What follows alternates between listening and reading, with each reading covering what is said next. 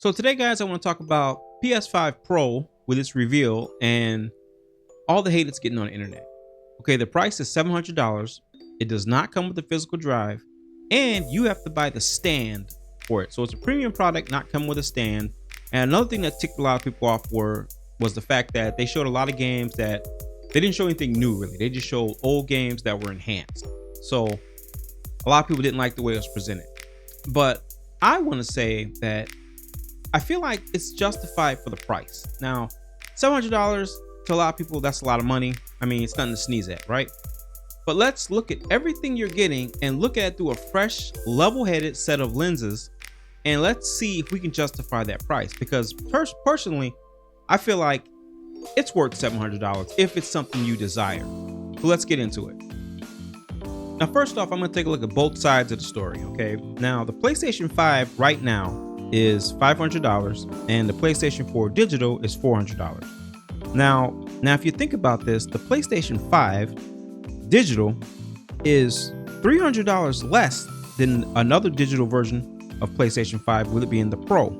Obviously the Pro has more power and delivers a better experience, but that's $300, right? A PlayStation 5 with a drive is $500. And that's $200 less than what you could have if you get PlayStation Pro. Now, a lot of people feel like that $200 is not justified. Okay. And on paper, yeah, but let's be honest here. We all knew that a PlayStation Pro, a Pro version of a premium console, is going to be anywhere from $150 to $200 more. We already knew that $700, most experts called this $700. So the price really shouldn't be that much of a shock. But a lot of people didn't see the product at first and thought maybe it comes with a drive. The PS4 Pro came with a drive, so why isn't this one? Okay, that's a valid, and that makes sense to ask something like that. So what is this thing really offering? Okay, so we're gonna look at a couple of things: what it offers, the presentation, and who is this thing actually for? Okay, because it's not for everybody. I'm just gonna be honest with you. This product is not for everybody. So what does it offer? So some of the games we've played recently, like Final Fantasy, Black Myth Wukong, and a list of others, offer you a choice when you play the game in fidelity mode or performance mode. If you don't know what the difference is, fidelity mode means you're going to get the best graphics that the PS5 can offer. At the same time, you're going to get less frames. You're going to get 30. And nowadays, 30 frames per second, even at 4K, it's just not acceptable by a lot of people. I mean, you want a fluid experience. You're playing on a premium system, especially if you're coming from a PC's perspective. Now, they offer to counter that with performance mode. And performance mode gives you generally 60 frames per second, but you're losing out on that 4K, and ray tracing's been toned down. Everything's toned down in the system to make up for those frames. Okay, so you're not getting the best looking experience.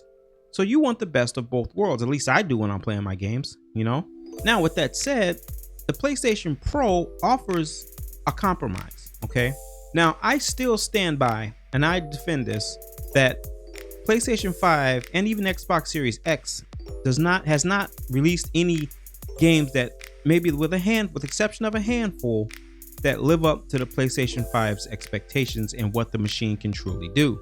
But at the same time, when I look at some experiences with like Black Myth Wukong, how the PlayStation 5 struggled a little bit to run that game, maybe we did kind of see not the peak, but we're starting to see where bigger games, more demanding games are starting to tax these current gen systems. So what the PlayStation 5 offers is a happy medium for that. So it offers an improved GPU, a bigger GPU, and it promises to give up to 45% faster rendering speed. So basically your games are going to run smoother and still maintain those graphics. Okay.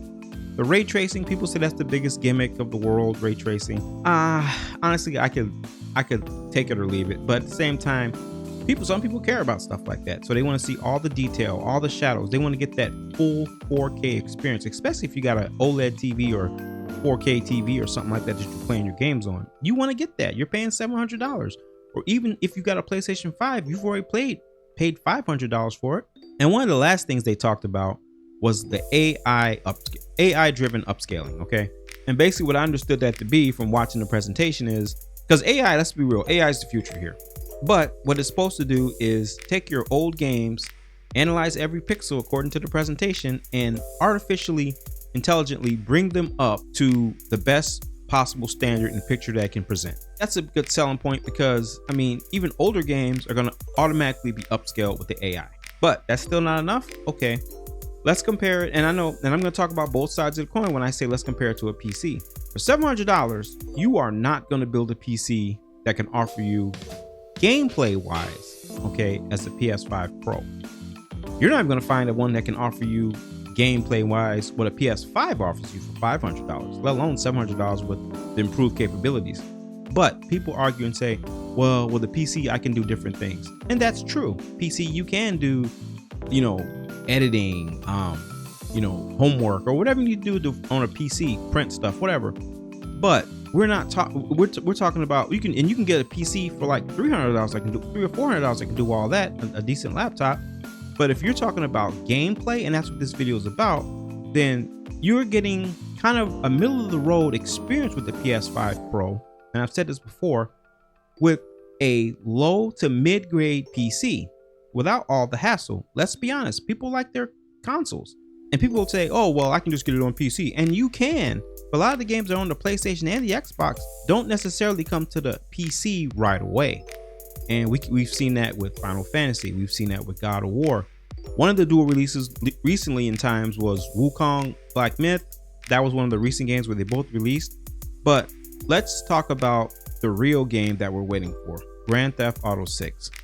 I think now, but let's back up before we get into that. A lot of people were ticked off because they felt like the PlayStation presentation they showed a bunch of old games. Or why are they showing old games we already played? Well, that's what's out right now. Okay, you got to remember the PS5 Pro's not even out right now, and maybe they're gonna show something, you know, coming down the road. You know, they got a game show coming up soon, so maybe they're gonna show something there. We don't know that yet, but right now the system's not even out yet. So that's like, why are we showing you all this? I mean, now I know when it's the launch of a system, they might show some launch games when a new system launches, new console launches. But right now, PlayStation's already out in the wild, PlayStation 5. And the games are out there. So to show you new games playing on a PlayStation 5, they really can't. And if they can, it's very limited what they can show. So why not show you a true comparison, showing some of the more graphic games that are kind of taxing and some that they've already upscaled for you. I think that's why they did that. Now, is that going to make everybody happy? Probably not, but that's just the truth. That's why they did it. So let's address Grand Theft Auto 6, okay? What's going to make this thing huge to a lot of people is the fact that Grand Theft Auto 6, we already saw the trailer. That game, we already know it's going to be taxing as all get out. That's going to require, to get great graphics, it's going to require some serious processing power. Now, I think it's going to run on a PlayStation 5 just fine, but I definitely feel like you're going to have that choice where you can play in performance mode or fidelity mode. Fidelity being at 30 FPS 4K and performance mode being 60 FPS with the graphics cut. I mean, GTA is going to be huge. Let's not downplay GTA. It's going to be huge. And for people saying they could play it on PC, well, right now for 2025 release, they're saying consoles, they're saying PlayStation's going to get it day one, Xbox is going to get it day one, and PC is probably going to be delayed. So it's probably 99% chance the PC GTA is not going to come out, GTA 6 anyway, is not going to come out day one like the consoles. So where you want the full graphics, right? You want 60 FPS and you want 4K with GTA 6. Hell, I do. And where else are you going to get it? The new Xbox that's coming out, all it is a smaller version and it's digital.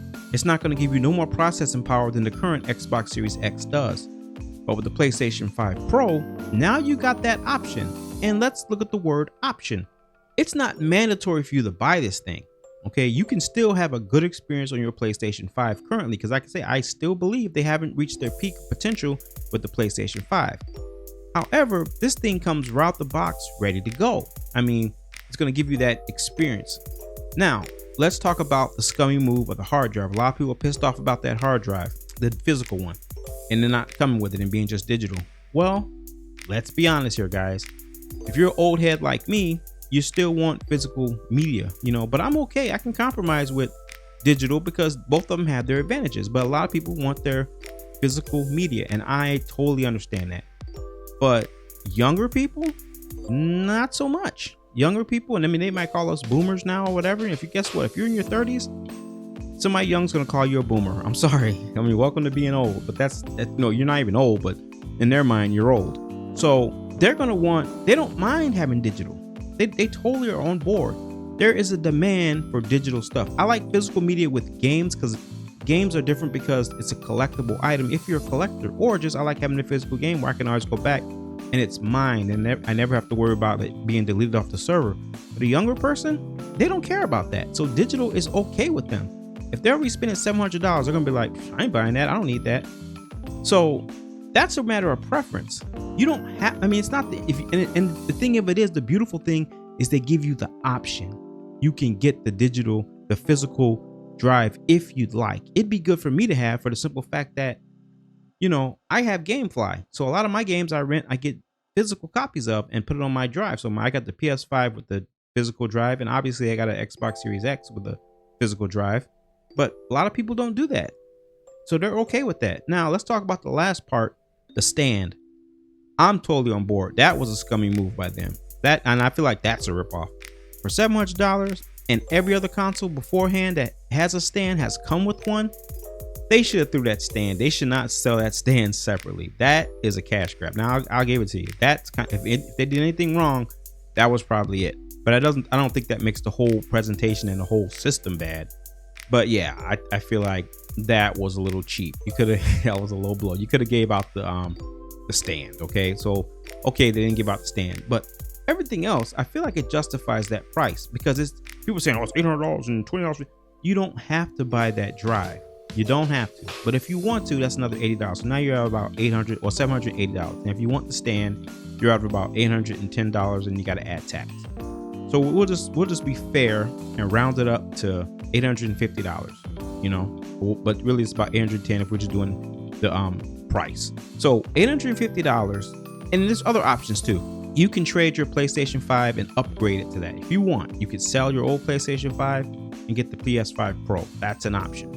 They might have an in-store. I mean, I don't think they will. Now I'm stretching here. But they might have an in-store, trading where you can trade in and get credit. I don't think they will. But, you never know. They might want to sell this thing.